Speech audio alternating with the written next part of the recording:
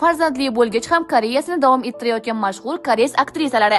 Son Ye Jin, muhabbatning favqulodda qo'nishi, taom olib beradigan go'zal opam va 39 dramalari yulduzi Son Ye Jin 2022-yilda Hyun Binga turmushga chiqib, o'g'il farzandli bo'ldi. Aktrisa onalikdan keyin ekranlarga qaytishdan qo'rqqani, tomoshabinlar uni qanday qabul qilishidan xavotirlanganini aytgan. Shunga qaramay, u faoliyatini davom ettirib, hanuz Koreyaning eng mashhur romantik drama yulduzlaridan biri bo'lib qolmoqda.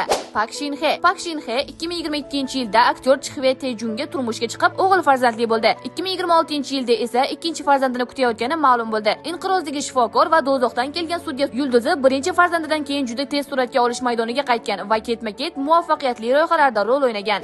Chon Ji Hyon yulduzdan kelgan va Moviy dengiz afsonasi seriallari yulduzi Chon Ji Hyonning 2 nafar o'g'li bor. U birinchi farzandidan keyin tezda suratga olish ishlariga qaytib, Lee Min Ho bilan Moviy dengiz afsonasi serialida rol ijro etgan. Ikkinchi farzandidan keyin esa biroz tanaffus qilib, 2021-yilda yana shov-shuvli tarzda ekranlarga qaytgan.